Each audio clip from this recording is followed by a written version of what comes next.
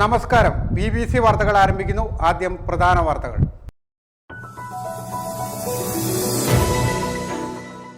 തൊടുപുഴ നഗരസഭാ chairman Sabeena ബിഞ്ചുവിനെതിരെ UDF കൊണ്ടുവന്ന അവിശ്വാസ പ്രമേയം പാസായി.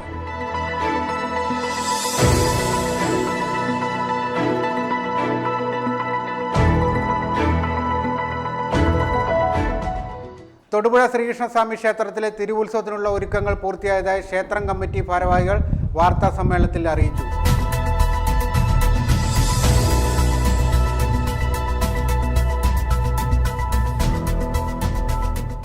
കരാർ ഏറ്റെടുത്ത കരാറുകാരൻ റോഡ് നിർമ്മിക്കാത്തതിൽ നാട്ടുകാർക്ക് പ്രതിഷേധം. തോപ്രാംകുടി ലത്തീൻ പള്ളിപ്പടി മാലിക്കുത്ത് റോഡ് നിർമ്മിക്കാൻ കരാറുകാരൻ തയ്യാറാവുന്നില്ലെന്നാണ് ആക്ഷേപം.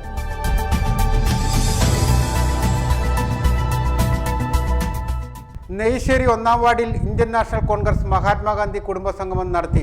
കുടുംബസംഗമം മുൻ DCC പ്രസിഡന്റ് ജോയ് തോമസ് ഉദ്ഘാടനം ചെയ്തു.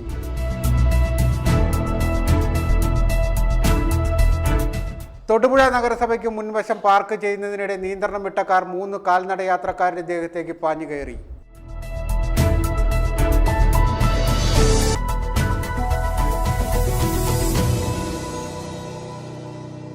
വാർത്തകൾ വിശദമായി. തൊടുപുഴ നഗരസഭാ ചെയർമാൻ സബീന ബിഞ്ചുവിനെതിരെ UDF കൊണ്ടുവന്ന അവിശ്വാസ പ്രമേയം പാസായി. 35-അംഗ കൗൺസിലിൽ 18 പേർ പ്രമേയത്തെ അനുകൂലിച്ചു. തൊടുപുഴ നഗരസഭാ ചെയർപേഴ്സൺ സബീന ബിഞ്ചുവിനെതിരെ UDF അവതരിപ്പിച്ച അവിശ്വാസ പ്രമേയം പാസായി. 12-നെതിരെ 18 വോട്ടുകൾക്കാണ് അവിശ്വാസം പാസായത്. UDF-നൊപ്പം BJP-യിലെ ഒരു വിഭാഗവും അവിശ്വാസത്തെ പിന്തുണച്ചു. CPM അംഗമായ സബീന ബിഞ്ചു ചെയർപേഴ്സൺ സ്ഥാനം ഏറ്റെടുത്തിട്ട് 6 മാസമായെങ്കിലും നഗരസഭയിലെ വികസന പ്രവർത്തനങ്ങൾ വഴിമുട്ടി നിൽക്കുകയാണെന്ന ഉൾപ്പെടെയുള്ള ആരോപണങ്ങൾ ഉന്നയിച്ചാണ് UDF അവിശ്വാസത്തിന് നോട്ടീസ് നൽകിയത്. ഇന്ന് രാവിലെ 11:30-നാണ് തദ്ദേശ സ്വയംഭരണ ജോയിന്റ് ഡയറക്ടറുടെ അധ്യക്ഷതയിൽ അവിശ്വാസ പ്രമേയ ചർച്ചയ്ക്കായുള്ള യോഗം ചേർന്നത്. 2 മണിവരെ നീണ്ട ചർച്ചയ്ക്കൊടുവിൽ പ്രമേയം വോട്ടിനിട്ടു. 35-അംഗ കൗൺസിലിൽ അവിശ്വാസം പാസ്സാകണമെങ്കിൽ 18 പേരുടെ പിന്തുണയായിരുന്നു ആവശ്യമായിരുന്നത്. UDF 14, LDF 12, BJP 8 എന്നിങ്ങനെയായിരുന്നു കക്ഷിനില. ഒരു വാർഡിലെ കൗൺസിലറെ അയോഗ്യനാക്കിയിരിക്കുകയാണ്. അവിശ്വാസത്തെ പിന്തുണയ്ക്കണമെന്ന് കാട്ടി UDF-ഉം എതിർത്ത് വോട്ട് ചെയ്യണമെന്നാവശ്യപ്പെട്ട LDF-ഉം ചർച്ചയും വോട്ടെടുപ്പും ബഹിഷ്കരിക്കണമെന്ന് കാട്ടി BJP-യും അംഗങ്ങൾക്ക് വിപ്പ് നൽകിയിരുന്നു. ഇതിൽ LDF, UDF അംഗങ്ങൾ വിപ്പിനനുസരിച്ച് വോട്ട് ചെയ്തപ്പോൾ BJP-യിലെ 4 അംഗങ്ങൾ വിപ്പ് ലംഘിച്ച് UDF-ന്റെ അവിശ്വാസ പ്രമേയത്തെ അനുകൂലിച്ച് വോട്ട് ചെയ്തു.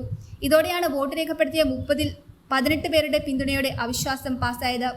BJP UDF അവിശുദ്ധ കൂട്ടുകെട്ടാണ് ഇവിടെയും ഉണ്ടായതെന്ന് സബീന ബിഞ്ചു പ്രതികരിച്ചു. നഗരസഭയിൽ ലൈറ്റ് ഇടുന്നില്ല, 2024-2025 വാർഷിക പദ്ധതി പൂർത്തീകരിച്ചില്ല തുടങ്ങിയ കാര്യങ്ങൾ ഉന്നയിച്ചാണ് അവിശ്വാസം മുന്നോട്ട് വെച്ചത്. എന്നാൽ താൻ സ്ഥാനമേൽക്കുമ്പോൾ 15% മാത്രമായിരുന്ന എക്സ്പെൻഡിച്ചർ ഈ നാളുകൾ കൊണ്ട് 52% എത്തിക്കുവാൻ കഴിഞ്ഞെന്ന് അവർ കൂട്ടിച്ചേർത്തു. ഉള്ളതാണല്ലോ BJP-യുടെ UDF-ന്റെ ആവശ്യത്തെ കൂട്ടിയിട്ട് നമുക്ക് എല്ലാവർക്കും അറിയാവുന്ന പോലെ തന്നെ ഇവിടെയും അത് അങ്ങനെ തന്നെ വന്നു എന്ന് തന്നെയാണ് എനിക്ക് പറയാനുള്ളത്. എനിക്കെതിരെയുള്ള അവിശ്വാസ പ്രമേയത്തിൽ അവർ കൊടുത്തിരുന്നത് ഞാൻ നഗരസഭയിലെ ലൈറ്റ് ഇടുന്നില്ല, 24-25 വാർഷിക പദ്ധതി പൂർത്തിയാക്കാൻ പറ്റിയില്ല എന്നുള്ളതാണ്. അത് എക്കാലവും കഴിഞ്ഞ കാലങ്ങളിലൊക്കെ നടന്നുകൊണ്ടിരുന്നത് പോലെ തന്നെ അത് സമയബന്ധിതമായി പൂർത്തീകരിച്ച് തന്നെയാണ് പോകുന്നത്. ഞാൻ കയറുന്ന സമയത്ത് 18% ഉണ്ടായിരുന്ന എക്സ്പെൻഡിച്ചർ ഇപ്പോൾ 52% എത്തിക്കാൻ നമുക്ക് സാധിച്ചിട്ടുണ്ട്. പിന്നെ ലൈറ്റ് ഇടുന്നില്ല എന്നുള്ളൊരു കാരണം കൂടെ അവർ പറഞ്ഞിട്ടുണ്ടായിരുന്നു. 2011 ലൈറ്റ് ഇന്ന് വരെ 17 വാർഡുകളിലായിട്ട് ഇട്ടിട്ടുണ്ട്. അത് ഒരു രാഷ്ട്രീയ പാർട്ടിക്കും അധീനപ്പെടാതെ തന്നെയാണ് ഇട്ടത്. സബീന ബിഞ്ചു സ്ഥാനമേറ്റതിനു ശേഷം വികസന പ്രവർത്തനങ്ങൾ 10 വർഷം പുറകോട്ട് പോയി എന്നും അതിന്റെ പ്രതിഷേധമാണ് അവിശ്വാസം പാസ്സാകാൻ കാരണമെന്നും UDF ഒറ്റക്കെട്ടായി നിന്നെടുത്ത തീരുമാനമാണെന്നും K. ദീപക് പ്രതികരിച്ചു. സംസ്ഥാന നേതൃത്വം തീരുമാനിക്കുന്നത് പോലെ ചെയർമാൻ തിരഞ്ഞെടുപ്പിൽ നിലപാടെടുക്കുമെന്നും അദ്ദേഹം കൂട്ടിച്ചേർത്തു.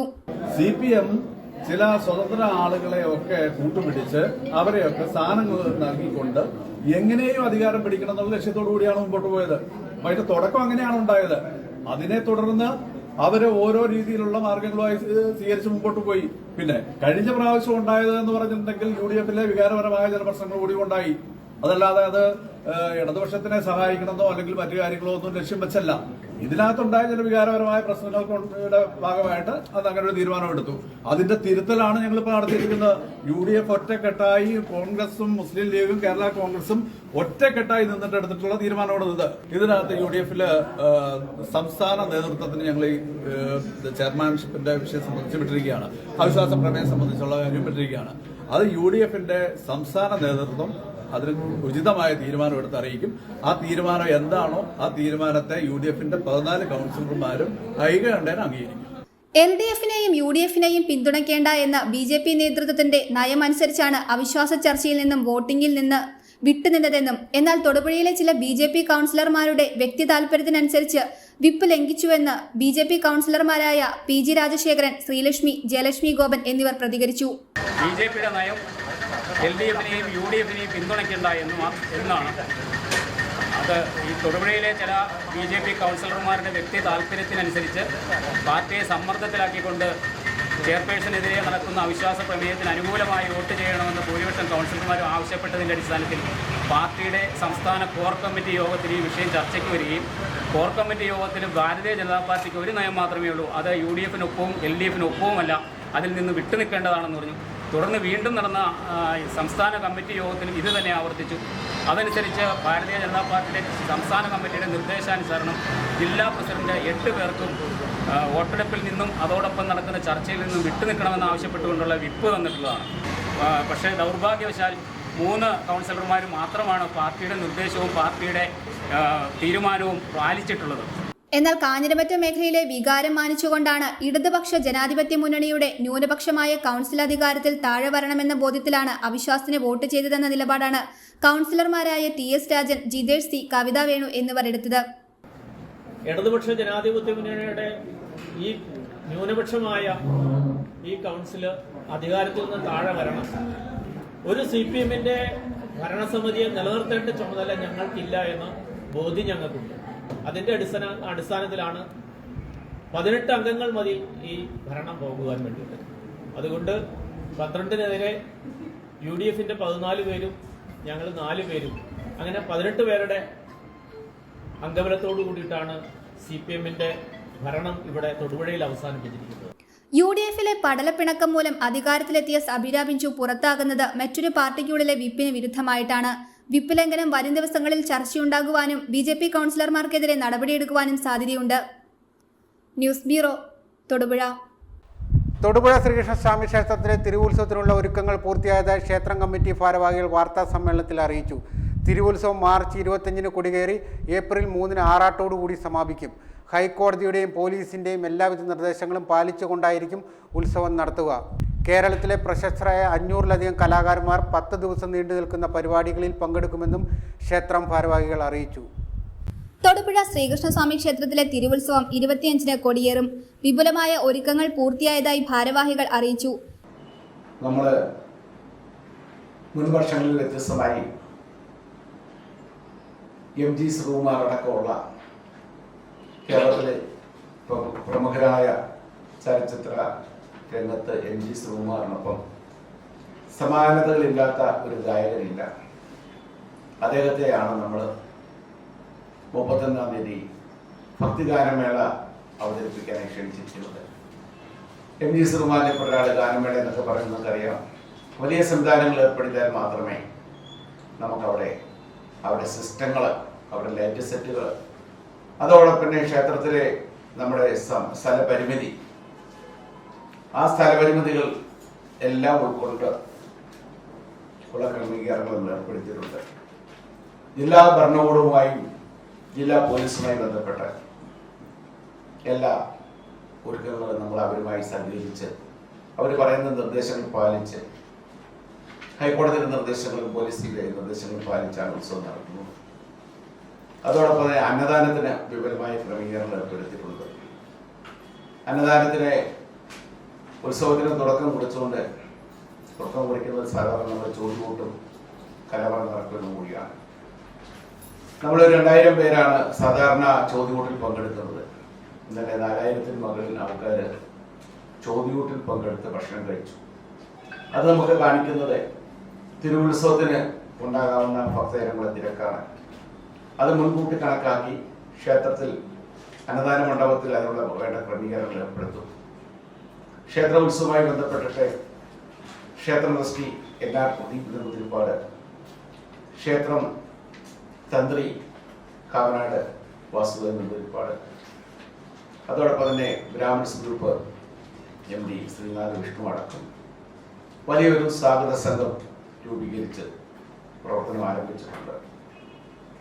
ഏപ്രിൽ 3 ആറാട്ടോടുകൂടി ഉത്സവം സമാപിക്കും. ഉത്സവത്തിന്റെ നടത്തിപ്പിനായി സ്വാഗത സംഘം രൂപീകരിച്ച് പ്രവർത്തനം ആരംഭിച്ചിട്ടുണ്ട്. ഹൈക്കോടതിയുടെയും പോലീസിന്റെയും എല്ലാവിധ നിർദ്ദേശങ്ങളും പാലിച്ചുകൊണ്ടായിരിക്കും ഉത്സവം നടത്തുകയെന്നും അവർ അറിയിച്ചു.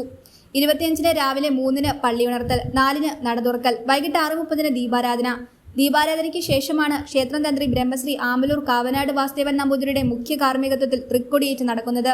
6:45 സ്റ്റേജിൽ ഉത്സവാരംഭം കുറിച്ചുകൊണ്ട് തിരിതെളിയിക്കൽ, തുടർന്ന് കഥകളി ഉൾപ്പെടെ വിവിധ കലാപരിപാടികൾ ഉണ്ടായിരിക്കും. 26 മുതൽ ഏപ്രിൽ 1 വരെ രാവിലെ 3 മുതൽ വിശേഷാൽ പൂജകൾ, 9 മുതൽ 12 വരെ ശ്രീഭൂതബലി എഴുന്നള്ളിപ്പ്, തുടർന്ന് പ്രസാദിയൂട്ട്, ചാക്യാർകൂത്ത്, വൈകിട്ട് 4:30 മുതൽ 6:30 വരെ കാഴ്ച ശ്രീബലി എന്നിവയും എല്ലാ ദിവസവും വേദിയിൽ കലാപരിപാടികളും ഉണ്ടായിരിക്കുമെന്നും അറിയിച്ചു. കൂടാതെ 26-ന് 9:30 മുതൽ കൊടിപ്പുറത്ത് വിളക്ക്, 27-ന് 6:45 മുതൽ നടപ്പന്തലിൽ തായമ്പക, നങ്ങ്യാർകൂത്ത്, 28-ന് രാത്രി 9-ന് വിളക്കിനെഴുന്നള്ളിപ്പ്, വിളക്കാചാരങ്ങൾ, കേളി, കൊമ്പുപറ്റ്, കുഴൽപ്പറ്റ്, മേളം, 29-ന് കൈകൊട്ടിക്കളി, 30-ന് 9-ന് വിളക്കിനെഴുന്നള്ളിപ്പ്, 31-ന് ഉച്ചകഴിഞ്ഞ് 3:30-ന് മൈലക്കൊമ്പ് കാഞ്ഞിരക്കാട്ട് ക്ഷേത്രത്തിലേക്ക് എഴുന്നള്ളിപ്പ്, വൈകിട്ട് 6-ന് മൈലക്കൊമ്പ് ക്ഷേത്രത്തിൽ ഇറക്കി എഴുന്നള്ളിപ്പ്, രാത്രി 7-ന് മൈലക്കൊമ്പ് കാഞ്ഞിരക്കാട് ക്ഷേത്രത്തിൽ നിന്ന് തിരിച്ചെഴുന്നള്ളിപ്പ്, 9:30-ന് ആനക്കൂട് കവലയിൽ എതിരേൽപ്പ്, 12-ന് ക്ഷേത്രത്തിൽ ഇറക്കി എഴുന്നള്ളിച്ച ശേഷം വിളക്കിനെഴുന്നള്ളിപ്പ്, 8-ന് MG ശ്രീകുമാർ നയിക്കുന്ന ഭക്തിഗാനമേള എന്നിവയും ഉണ്ടായിരിക്കും. ഏപ്രിൽ 1-ന് വൈകിട്ട് 4:15-ന് കാരിക്കോട് ഭഗവതി ക്ഷേത്രത്തിലേക്ക് എഴുന്നള്ളിപ്പ്, 5:30-ന് കാരിക്കോട് കോട്ടയ്ക്കകം ക്ഷേത്രത്തിൽ പറവെച്ച ശേഷം ഭഗവതി ക്ഷേത്രത്തിൽ ഇറക്കി എഴുന്നള്ളിപ്പ്, 7:30-ന് കാരിക്കോട് ഭഗവതി ക്ഷേത്രത്തിൽ നിന്നും തിരിച്ചെഴുന്നള്ളിപ്പ്, 9:30-ന് കാഞ്ഞിരപറ്റം കവലയിൽ എതിരേൽപ്പ്, 11-ന് BSNL കവലയിൽ എതിരേൽപ്പ്, 12-ന് ക്ഷേത്രത്തിൽ ഇറക്കി എഴുന്നള്ളിച്ച ശേഷം വിളക്കിന് എഴുന്നള്ളിപ്പ്, വേദിയിൽ രാത്രി 9:30-ന് സിനിമാ താരം നവ്യ നായരും സംഘവും അവതരിപ്പിക്കുന്ന ഡാൻസ്. ഏപ്രിൽ 2-ന് 9-ന് ഉത്സവബലി, 9:30-ന് ഉത്സവബലി ദർശനം, മഹാപ്രസാദിയൂട്ട്, ചാക്യാർകൂത്ത്, വൈകിട്ട് ശ്രീഭൂതബലി, 9:30-ന് പള്ളിവേട്ട എഴുന്നള്ളിപ്പ്, 11-ന് തിരുമുൻപിൽ വെള്ളിക്കുടത്തിൽ വലിയ കാണിക്ക, ഏപ്രിൽ 3-ന് രാവിലെ 8-ന് ചാക്യാർകൂത്ത്, 9-ന് നടയടയ്ക്കൽ, വൈകിട്ട് 4-ന് നട തുറക്കൽ, 6:30-ന് ആറാട്ടുവേലി, ആനയൂട്ട്, 7-ന് ആറാട്ട് പുറപ്പാട്, ആറാട്ട് കടവിൽ പന്തീരടി പൂജ, ദീപാരാധന, 8-ന് ആറാട്ട് കടവിൽ നിന്നും എതിരേൽപ്പ്, പഞ്ചവാദ്യം, 8:30-ന് കൊടിക്കീഴിൽ പറവെപ്പ്, 10:30-ന് കൊടിയിറക്ക്, 10:40-ന് ആറാട്ട് കഞ്ഞി, 11-ന് കലശാഭിഷേകം എന്നിവയാണ് പ്രത്യേക പരിപാടികൾ. തൊടുപുഴയിൽ നടത്തിയ വാർത്താ സമ്മേളനത്തിൽ ക്ഷേത്രം ഭാരവാഹികളായ ചെയർമാൻ KK പുഷ്പാങ്കദൻ, ചീഫ് കോർഡിനേറ്റർമാരായ KR വേണു, CC കൃഷ്ണൻ, മാനേജർമാരായ B Indira, KR Vijayakumar, finance committee കൺവീനറായ B വിജയകുമാർ, കോർഡിനേറ്റേഴ്സായ advocate Sreevidya Rajesh, R Hari, Pradeep Kumar, C Jayakrishnan എന്നിവർ പങ്കെടുത്തു. News bureau, Thodupuzha. കട്ടപ്പനയാർ മാലിന്യവാഹിനിയായി മാറിയതോടെ തീരദേശവാസികൾ ആരോഗ്യ ഭീഷണിയിൽ. ഏതാനും ദിവസങ്ങളായി കട്ടപ്പനയാറിലെ ജലത്തിന് നിറവ്യത്യാസവും ദുർഗന്ധവുമാണ്. നഗരത്തിൽ നിന്നുള്ള മാലിന്യം കൈത്തോടുകളിലേക്ക് തള്ളുന്നതാണ് കട്ടപ്പനയാർ മലിനമാകുവാൻ കാരണമാകുന്നത്. മലിനീകരണം നടത്തുന്ന ആളുകളെ കണ്ടെത്തി മാതൃകാപരമായ നടപടി സ്വീകരിക്കണമെന്നാണ് നാട്ടുകാരുടെ ആവശ്യം.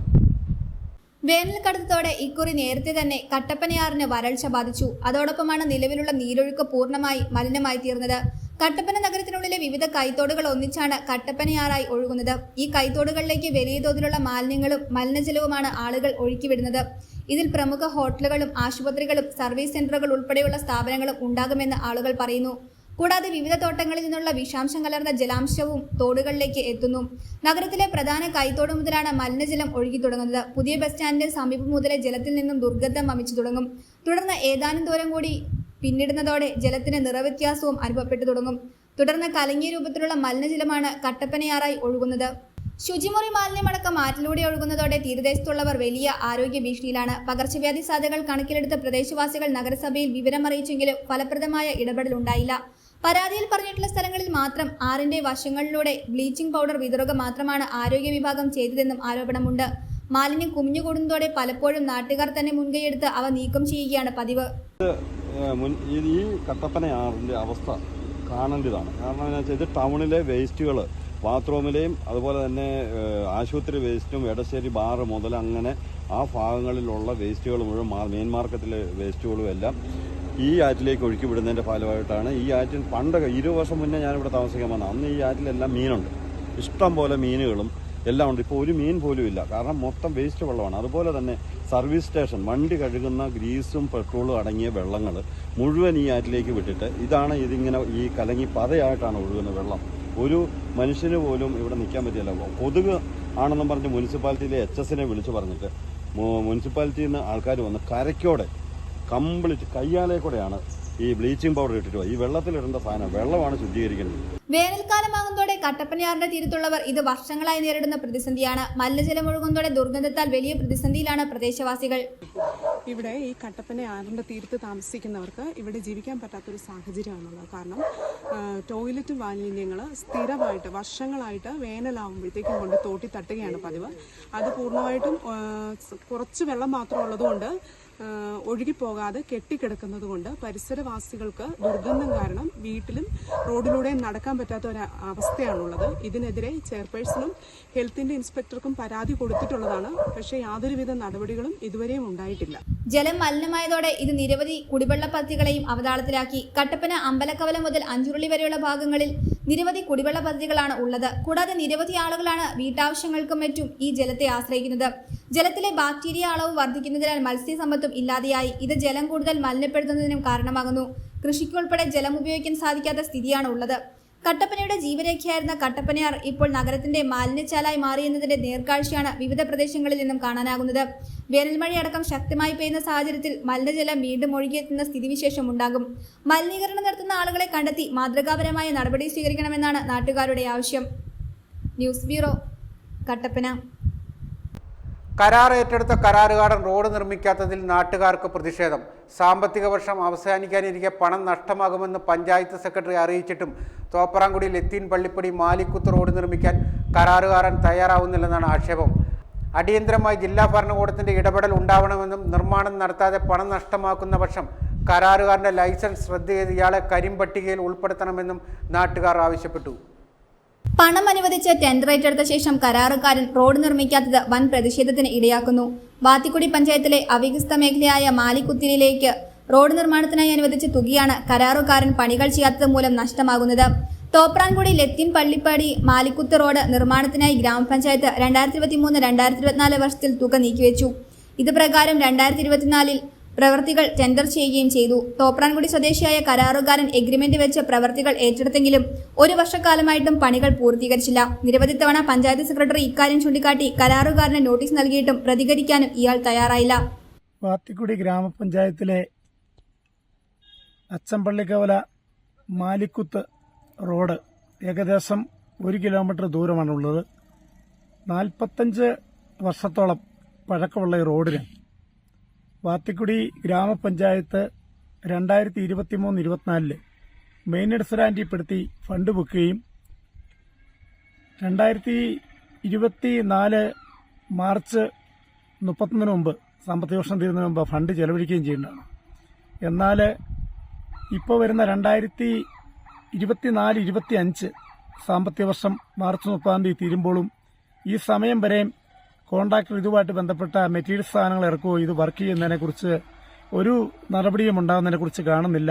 അതിന്റെ ഫലമായി പഞ്ചായത്തിൽ അന്വേഷിച്ചപ്പോൾ അറിയാൻ കഴിഞ്ഞത് വാത്തിക്കുടി ഗ്രാമപഞ്ചായത്ത് കമ്മിറ്റി കൂടി 2 പ്രാവശ്യം കോൺട്രാക്ടർക്ക് നോട്ടീസ് കൊടുക്കുകയും അടിയന്തരമായിട്ട് റോഡ് പണിതില്ലെങ്കിൽ നടപടി ഉണ്ടാവുമെന്ന് ആവശ്യപ്പെടുകയും ചെയ്തു.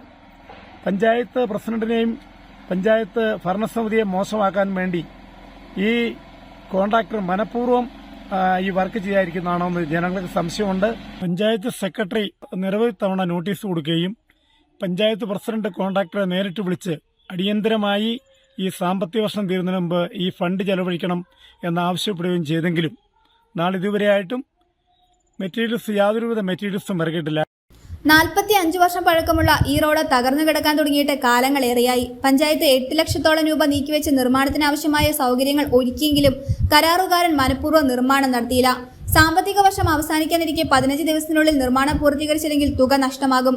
അടിയന്തരമായി ജില്ലാ ഭരണകൂടത്തിന്റെ ഇടപെടൽ ഉണ്ടാവണമെന്നും നിർമ്മാണം നടത്താതെ പണം നഷ്ടമാക്കുന്ന പക്ഷം കരാറുകാരന്റെ ലൈസൻസ് റദ്ദ് ചെയ്ത് ഇയാളെ കരിമ്പട്ടികയിൽ ഉൾപ്പെടുത്തണമെന്നും നാട്ടുകാർ ആവശ്യപ്പെട്ടു. News bureau, Idukki. കേരള സംസ്ഥാന വ്യാപാരി സമിതി സംസ്ഥാന കമ്മിറ്റിയുടെ നേതൃത്വത്തിൽ തിരുവനന്തപുരത്ത് സെക്രട്ടേറിയറ്റ് മാർച്ച് സംഘടിപ്പിച്ചു. പ്രതിഷേധ യോഗം സമിതി സംസ്ഥാന president VKC Muhammad Koya XMLA ഉദ്ഘാടനം ചെയ്തു. സംസ്ഥാന ട്രഷറർ V ഗോപിനാഥ് അധ്യക്ഷത വഹിച്ചു. നെയ്യാറ്റിങ്കര MLA K ആൻസലൻ മുഖ്യപ്രഭാഷണം നടത്തി. നിരവധി വ്യക്തികൾ സന്നിഹിതരായിരുന്നു. കേരള വ്യാപാരി സമിതി സംസ്ഥാന കമ്മിറ്റിയുടെ നേതൃത്വത്തിൽ അന്യായമായി തൊഴിൽ നികുതി ലൈസൻസ് ഫീസ് വർധനവിനെതിരെ തിരുവനന്തപുരത്ത് വ്യാപാരികളുടെ നേതൃത്വത്തിൽ സെക്രട്ടേറിയറ്റ് മാർച്ചും ധർണയും സംഘടിപ്പിച്ചു.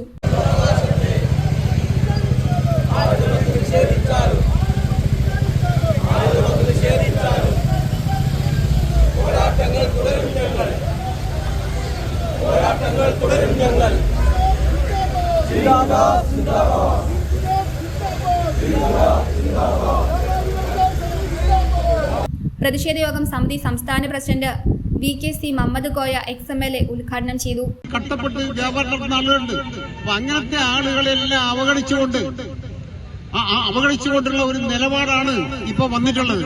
ഇപ്പൊ നമുക്ക് ഗവൺമെന്റ് ഇന്ന് എല്ലാ മേഖലയിലുള്ള ആളുകൾക്കും പ്രയോജനകരമായ ഒരുപാട് കാര്യങ്ങൾ ചെയ്തുകൊണ്ടിരിക്കുകയാണ്. നമ്മൾ ഏത് മേഖലയിലാണ് ഗവൺമെന്റ് കൈവക്കാത്തത്? എല്ലാ മേഖലയിലും ഗവൺമെന്റ് സൗകര്യങ്ങൾ ചെയ്തു കൊടുക്കുകയാണ്.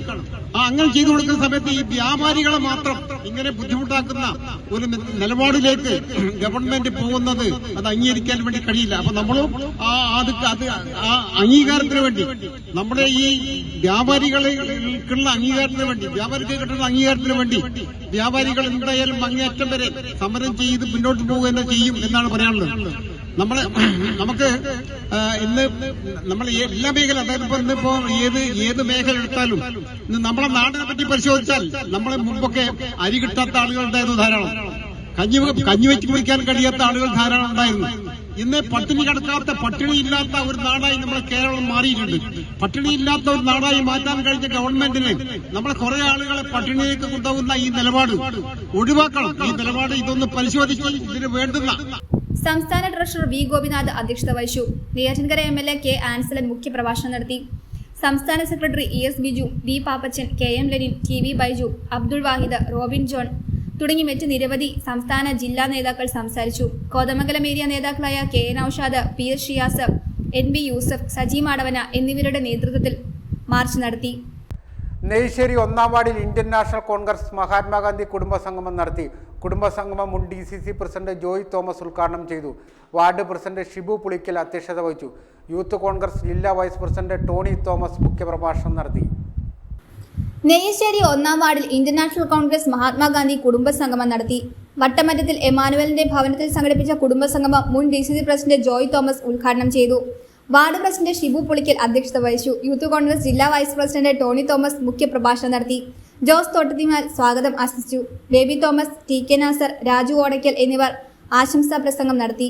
തോമസ് കണ്ടത്തിങ്കര നന്ദി രേഖപ്പെടുത്തി. നെയ്ശ്ശേരി പഞ്ചായത്ത് കുളം വെള്ളം വറ്റിച്ച് ക്ലീൻ ആക്കുന്നതിന് 2 ലക്ഷം രൂപ പഞ്ചായത്ത് അനുവദിച്ചു. കുളത്തിന്റെ ശോചനീയാവസ്ഥ BBC ന്യൂസ് വാർത്തയാക്കിയിരുന്നു. ഉണിച്ചിക്കവല മുളപ്പുറം റോഡിന്റെ പുനരുദ്ധാരണത്തിന് 5 ലക്ഷം രൂപ ബ്ലോക്ക് പഞ്ചായത്ത് മെമ്പർ CB ദാമോദരനും 2 ലക്ഷം രൂപ പഞ്ചായത്ത് പ്രസിഡന്റ് നിസാമോൾ ഷാജിയും അനുവദിച്ച് നിർമ്മാണം നടന്നുവരുന്നു. തൊടുപുഴ നഗരസഭയ്ക്ക് മുൻവശം പാർക്ക് ചെയ്യുന്നതിനിടെ നിയന്ത്രണം വിട്ട കാർ 3 കാൽനട യാത്രക്കാരുടെ ദേഹത്തേക്ക് പാഞ്ഞുകയറി. നഗരസഭയ്ക്ക് മുൻവശം നിർത്തിയിരുന്ന കാർ പുറകിൽ വന്ന വാഹനം ഹോൺ മുഴുക്കിയതിനെ തുടർന്ന് പെട്ടെന്ന് മാറ്റുന്നതിനിടെയാണ് അപകടം സംഭവിച്ചത്. ഈ സമയം ഇതിലെ കടന്നു വന്ന സ്ത്രീ അടക്കം 3 പേർക്കാണ് പരിക്കേറ്റത്. ഇവരെ തൊടുപുഴ ബേബി മെമ്മോറിയൽ ഹോസ്പിറ്റലിൽ പ്രവേശിപ്പിച്ചു.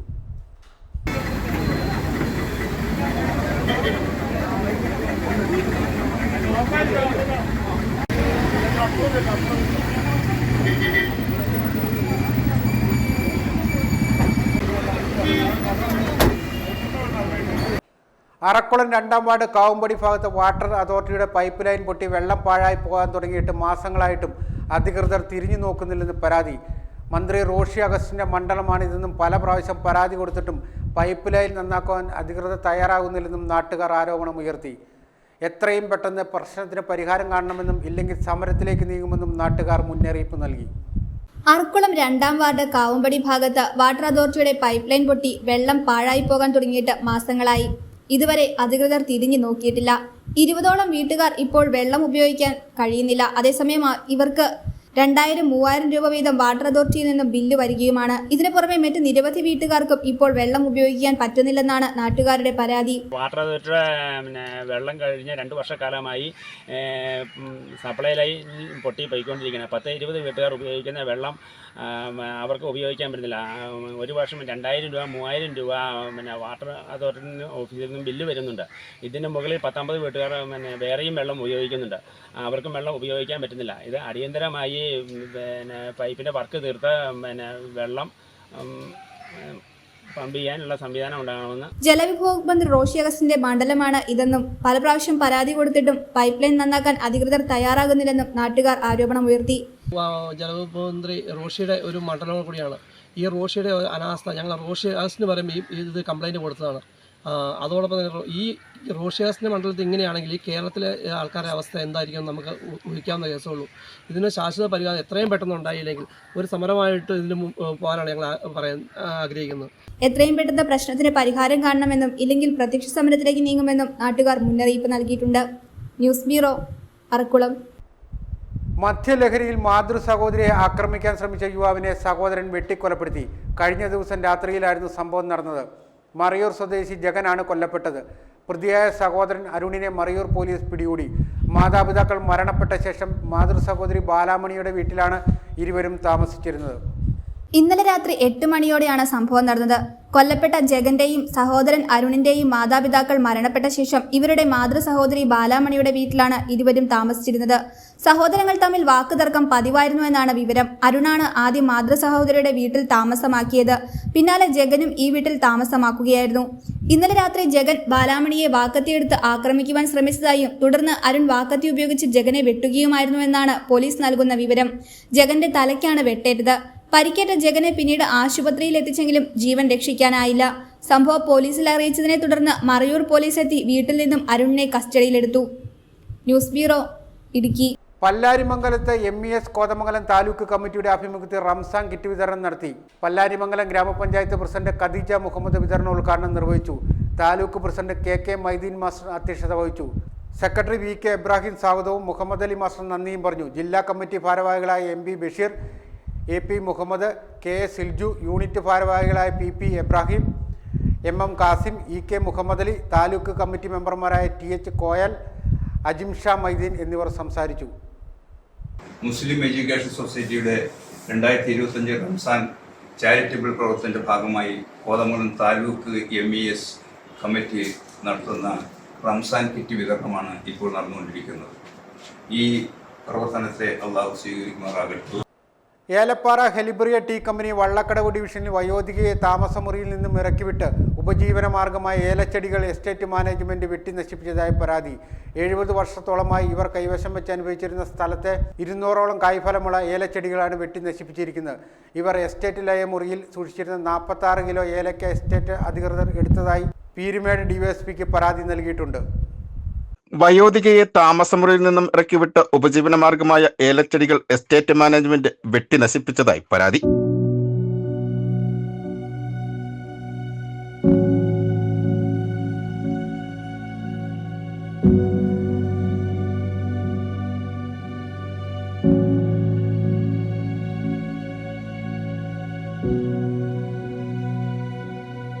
Elappara Helibria tea company Vallakkadavu division line number 7 2-ാം നമ്പർ മുറിയിൽ താമസിച്ചിരുന്ന കാവുംപള്ളി തങ്കച്ചന്റെ ഭാര്യ സെലീനാമ്മയാണ് മാനേജ്മെന്റ് ഇറക്കിവിട്ടത്.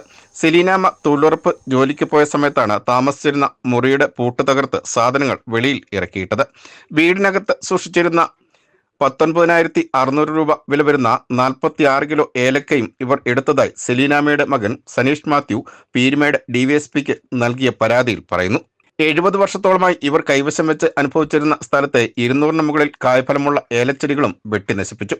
21 ദിവസം മുമ്പ് ഇവർക്ക് നോട്ടീസ് നൽകി എന്ന പേരിൽ മുറിയുടെ കഥയിൽ നോട്ടീസ് പതിച്ചിട്ടുണ്ട്. എന്നാൽ ഇത്തരത്തിൽ യാതൊരു മുന്നറിയിപ്പ് നോട്ടീസും നൽകിയിട്ടില്ല എന്നാണ് സെലീനാമ്മ ആരോപിക്കുന്നത്. എസ്റ്റേറ്റിൽ നിന്നും റിട്ടയർ ആയതിനു ശേഷം കൃഷിഭൂമിയിലെ ഏലച്ചെടികൾ പരിപാലിച്ചാണ് ഇവർ ഉപജീവനം നടത്തി വന്നിരുന്നത്. എസ്റ്റേറ്റ് ഭൂമി എന്ന അവകാശവാദം ഉന്നയിച്ചാണ് മാനേജ്മെന്റ് അന്യസംസ്ഥാന തൊഴിലാളികളെ ഉപയോഗിച്ച് ഏലച്ചെടികൾ വെട്ടിമാറ്റിയത്. എന്നാൽ സർക്കാർ ഭൂമി പാട്ടവ്യവസ്ഥയിൽ തേയില കൃഷി നടത്തുന്ന എസ്റ്റേറ്റിന്റെ കൈവശമുള്ള ഭൂമി അല്ല ഇത്. പെരിയാറിന്റെ പുറമ്പോക്ക് ഭൂമിയാണ് ഇവർ കൃഷി ചെയ്തിരുന്നത്. ഇതാണ് എസ്റ്റേറ്റ് മാനേജ്മെന്റ് വെട്ടി നശിപ്പിച്ചത്. ഒരു തുണ്ട് ഭൂമി പോലും സ്വന്തമായിട്ടില്ലാത്ത ഇവരുടെ ഭർത്താവിനെ കള്ളക്കേസിൽ കുടുക്കിയതാണെന്നും പരാതിയിൽ പറയുന്നു. 5 വർഷത്തിന് മേളിലായി ഞങ്ങളുടെ കൈവശിരുന്ന സ്ഥലമാണ്. ഞങ്ങളിവിടെ ജീവിക്കാൻ വേറെ മാർഗ്ഗമില്ല. ഞാൻ എസ്റ്റേറ്റ് ജോലിയില്ല. ഞാൻ തൊഴിലുറപ്പിന് പോയ സമയത്ത് എൻ്റെ വീട്ടിലിരുന്ന സാധനങ്ങൾ മൊത്തം വെളിയിലിറക്കി വീട് പൂട്ടി, പൂട്ടിയിട്ട് താഴ് പൊട്ടിച്ച് വെളിയിലിറക്കി അവരുടെ താഴ്ത്ത് പൂട്ടി. ഞങ്ങൾക്ക് വേറെ ജീവിക്കാൻ മാർഗ്ഗമൊന്നുമില്ല. 1 സെൻറ്റ് ഭൂമി പോലും എനിക്കില്ല. എൻ്റെ ഭർത്താവില്ലാത്ത സമയത്ത് ഇതുവരെ ഒന്ന് ചെയ്തേക്കുന്നത്. അവരും കുറേ ബംഗാളികളും കൂടെ വന്നാൽ ഈ ഞങ്ങളുടെ ഉപജീവന മാർഗ്ഗമാണ് ഈ ഏലം. അതിനകത്ത് ജോലി ചെയ്താൽ ഞങ്ങൾ ജീവിച്ചുകൊണ്ടിരുന്നത്. ഞങ്ങൾക്കിനി യാതൊരു നിവൃത്തി മാർഗ്ഗമില്ല. വേറെ ഒരു തുണ്ട് ഭൂമി പോലും ഞങ്ങൾക്കില്ല. ഞങ്ങൾ മുന്നോട്ടുള്ള ജീവിതത്തിൻ്റെ കാര്യം ഭയങ്കര അരാജകമാണ്. തൊഴിലുറപ്പ് സ്ഥലത്തുനിന്ന് ഞാൻ വരുമ്പോഴായി ഇത് കാണുന്നത്. ഇത് കണ്ടുകൊണ്ടാണ് ഞാൻ കയറി വരുന്നത്. തൊഴിലുറപ്പ് സ്ഥലത്തുനിന്ന് ഇത് യാതൊരു മുന്നറിയിപ്പും ഇല്ലാതെ ഇവർ ഞങ്ങളോട് ചെയ്തേക്കുന്നത്. എന്നിട്ട് അവർ കൊണ്ട് നോട്ടീസും കൊണ്ടുപോയിട്ടിരിക്കുക. 21 ദിവസത്തിന് മുമ്പാണ് ഞങ്ങളിത് അറിയിച്ചതാണെന്ന് പറഞ്ഞു. ഞങ്ങൾക്ക് യാതൊരു മനസ്സറിവും ഇല്ല ഇതിൽ. ഏലപ്പാറ വില്ലേജ് സർവേ നമ്പർ 118/2 ഉൾപ്പെട്ട സ്ഥലമാണ് ഇത്. സെലീനാമ്മയുടെ ഭർത്താവ് തങ്കച്ചൻ ഗ്രാറ്റുവിറ്റി ഇനത്തിൽ 1,62,850 രൂപ എസ്റ്റേറ്റ് മാനേജ്മെന്റ് നൽകാനുമുണ്ട്. ഇതിന്റെ പേരിൽ കേസ് നടന്നു വരികയാണ്. തങ്കച്ചന്റെ പിതാവ് വർക്കി 70 വർഷം മുൻപ് കൃഷി ചെയ്തിരുന്ന ഭൂമിയിലാണ്. പിതാവിന്റെ മരണശേഷം തങ്കച്ചനും സെലീനാമ്മയും കൊടി, കാപ്പി എന്നിവയും ഇപ്പോൾ ഏലകൃഷിയും ചെയ്തു വന്നിരുന്നത്.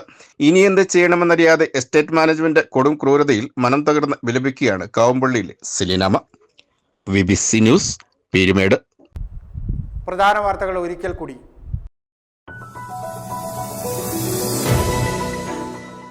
തൊടുപുഴ നഗരസഭാ ചെയർമാൻ സബീന ബിഞ്ചുവിനെതിരെ UDF കൊണ്ടുവന്ന അവിശ്വാസ പ്രമേയം പാസായി.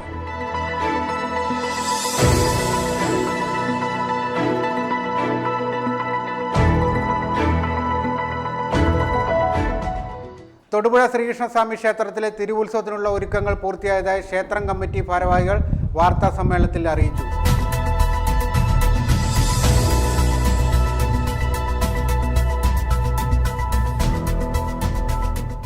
കരാർ ഏറ്റെടുത്ത കരാറുകാരൻ റോഡ് നിർമ്മിക്കാത്തതിൽ നാട്ടുകാർക്ക് പ്രതിഷേധം. തോപ്രാംകുടി ലത്തീൻ പള്ളിപ്പടി മാലിക്കുത്ത് റോഡ് നിർമ്മിക്കാൻ കരാറുകാരൻ തയ്യാറാവുന്നില്ലെന്നാണ് ആക്ഷേപം.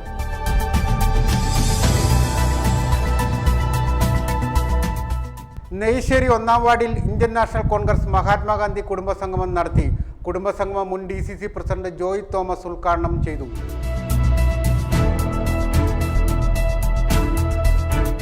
തൊടുപുഴ നഗരസഭയ്ക്ക് മുൻവശം പാർക്ക് ചെയ്യുന്നതിനിടെ നിയന്ത്രണം വിട്ട കാർ 3 കാൽനട യാത്രക്കാരുടെ ദേഹത്തേക്ക് പാഞ്ഞു കയറി.